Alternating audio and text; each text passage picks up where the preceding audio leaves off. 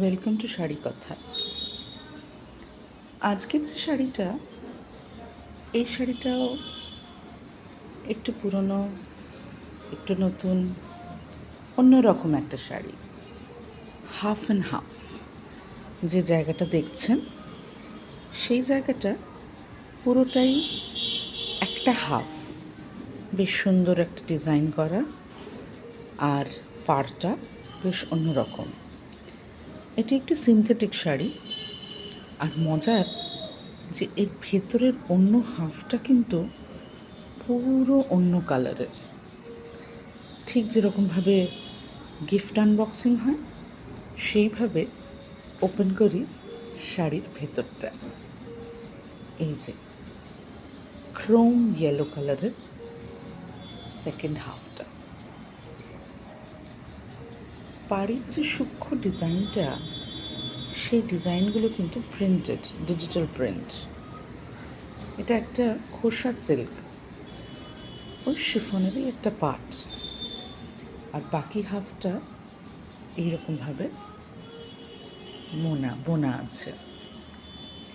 এই শাড়িটা কিনেছিলাম, ইনফ্যাক্ট আমি কিনিনি, আমার বাবা কিনেছিল চেন্নাই থেকে। আর তারপর বহু বছর মা পড়েছে বিভিন্ন অনুষ্ঠানে, বিভিন্ন জায়গায়। শাড়িটার একটা খুব সুন্দর আভিজাত্য আছে, আবার অ্যাট দ্য সেম টাইম খুব স্মার্ট শাড়ি। পাড়টায় আবার সেই বিভিন্ন যে মেন শাড়ির জায়গাটা, তার একটা ছোঁয়া লেগে আছে।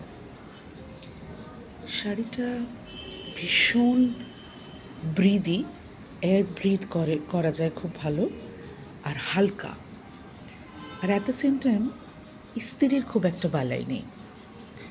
শাড়ির ভেতরের যে রঙটা, সেটা চকলেট, ডিপ চকলেট ব্রাউন, আর এই চকলেট ব্রাউনের সঙ্গে ক্রোম ইয়েলোর যে কম্বিনেশনটা, এটা কিন্তু খুব স্ট্রাইকিং। এই শাড়িটা মার থেকে মাঝে মাঝে নিয়ে এসে আমি পরি, আবার মা সবসময় পরেছে। এখন মা বলে, রংচঙে শাড়ি অত পরবো না, তুই নিয়ে যা। আর আমি মনে মনে অ্যাজ ইউজুয়াল খুব আনন্দিত হই। সকালের সুন্দর একটা রবীন্দ্রনাথের গানের আমেজ মেখে আমার শাড়ি কথার 4th পর্ব আপনাদের কেমন লাগলো বলবেন, আর আপনারা আর কী কী শাড়ি দেখতে চান সেটাও জানাবেন। এইসব শাড়িগুলো কিন্তু খারাপ হওয়ার নয়, যথেষ্ট হার্ডি শাড়ি, যে কোনো অনুষ্ঠানে পরা যায় এবং যে কোনো অনুষ্ঠানে খুব কমফোর্টেবলি ম্যাচ করে যায়। ওই জন্য অনেক সময় এইরকম শাড়িগুলো অফিস ওয়্যার হিসেবেও খুব ভালো। চট করে পরে নিলেন প্লিট করে, আর চলে গেলেন। আজ তাহলে এই অবধি, আবার দেখা হবে অন্য এক শাড়ি কথায়।